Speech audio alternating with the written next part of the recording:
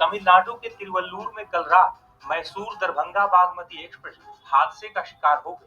जानकारी के मुताबिक इस रेल हादसे में 19 लोग घायल हो गए, जिसमें से 3 यात्रियों की हालत गंभीर है और उन्हें आईसीयू में एडमिट कराया गया है।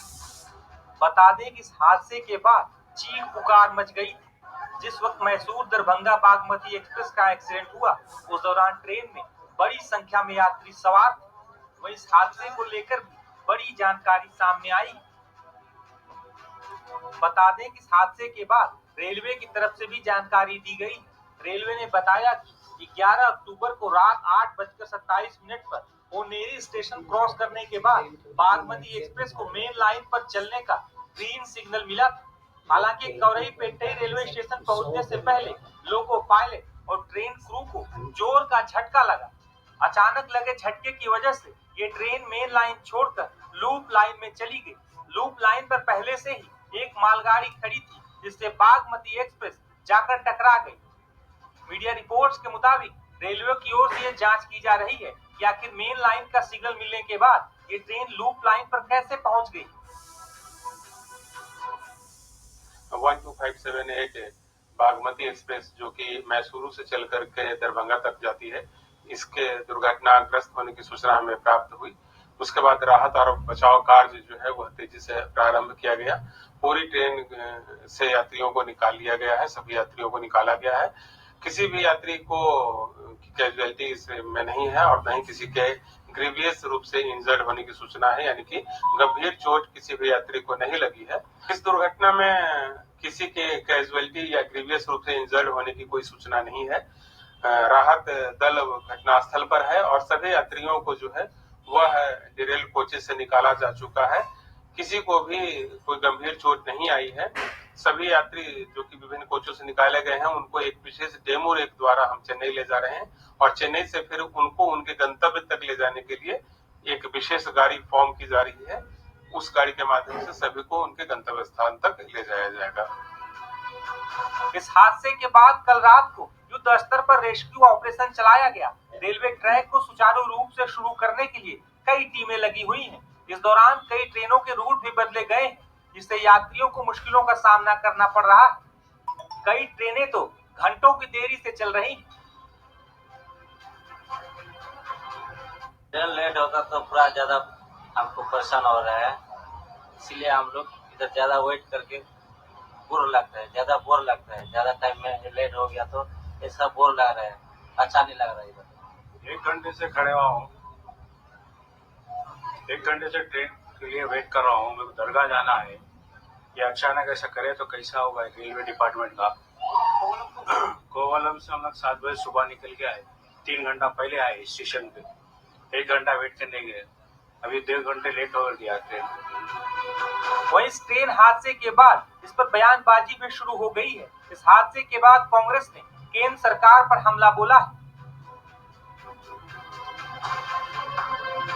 पटरियों पर बोझ बढ़ता जा रहा है, सेफ्टी का ध्यान नहीं है, ओवरलोडिंग और सिर्फ ओवरलोडिंग पटरी बनी, कर्मचारियों के काम करने की घंटे की अधिकता, विश्राम करने की सुविधा नहीं, तो सुरक्षा इनके कार्यकाल में कमजोर हो रही है और सुविधा भी कमजोर हो रही है और कमाई ज्यादा करने की कोशिश है, इसीलिए ज्यादा दुर्घटनाएं हो रही है। जो तमिलनाडु में दुर्घटना हुई है, ये सौभाग्य था कि उसमें धन हानि ज्यादा नहीं हुई, अन्यथा मालगाड़ी से जाके पूरी ट्रेन टकराई है, दोनों में टकराव हुआ है, कुछ भी हो सकता था। कई बोगियां पटरी से उतर गई, आग लग गई।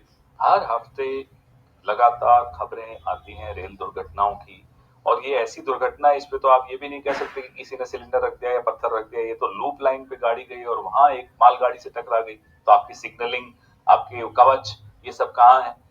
और रेल मंत्री से तो अब सवाल पूछना ही अब बंद कर दिया लोगों ने, क्योंकि वो रील तक ठीक नहीं, मतलब उनको तो छोड़ ही दीजिए, उनको आप गंभीरता से लेने की आवश्यकता नहीं है। प्रधानमंत्री जवाब कि कहाँ गई वो कवच, कहाँ है वो सुरक्षा।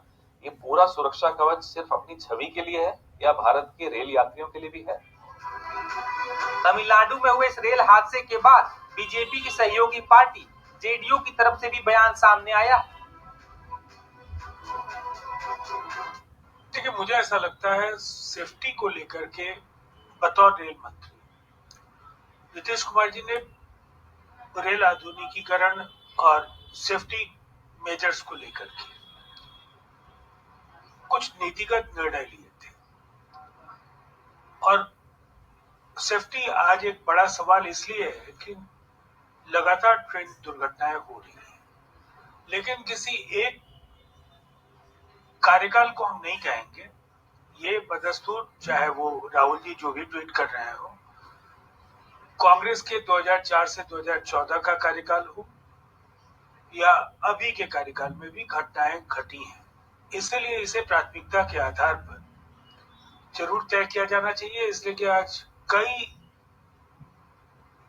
बड़े बदलाव हुए हैं। आज ट्रैक्स का आधुनिकीकरण हुआ है, कई तीव्र गति से चलने वाली ट्रेन्स वंदे भारत से लेकर कई ऐसी ट्रेन्स आई हैं जिनका हम कह सकते हैं लोगों के लिए ये शानदार तोहफा है, लेकिन रेल यातायात को लेकर के कुछ बड़े नीतिगत निर्णय भी बेहद आवश्यक हैं। बुलेट ट्रेन को भी आना है, इसीलिए ये फौरी जिम्मेदारी है। इस दिशा में जरूर केंद्र सरकार को बड़े फैसले लेने चाहिए। राहुल गांधी ने ट्वीट किया और कहा है कि जिस तरीके से जो घटना घटी है बालासुर दुर्घटना की तरह है और कई दुर्घटनाओं में कई लोगों की जान जाने के बावजूद भी कोई सबक नहीं सीखा गया। जब आप यही सबसे ऊपर से शुरू होती है कि सरकार को जागने से पहले और कितने परिवार बर्बाद हुए। देखिए, हर सवाल पर सियासत उचित नहीं है।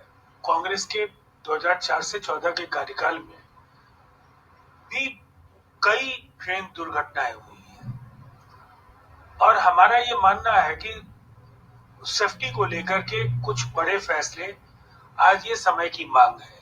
रेल आधुनिकीकरण को लेकर जिस तरह से एक बड़े रोड मैप पर काम हो रहा है, निसंदेह उसमें सेफ्टी का जो हिस्सा है वो बेहद अहम है और उस पर बड़े फैसले लिए जाने चाहिए।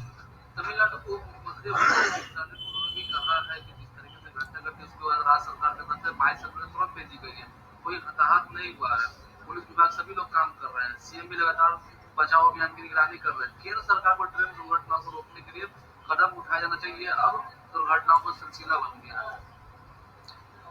देखिए, दुर्घटनाएं पहले भी हो रही थी और अभी भी हो रही हैं और हमारा ये मानना है कि अगर तमिलनाडु सरकार ने वहां राहत को लेकर के कुछ अच्छे कार्य किए हैं तो निसंदेह वो बधाई के पात्र हैं, लेकिन ये मसला एनडीए बनाम यूपीए का नहीं है।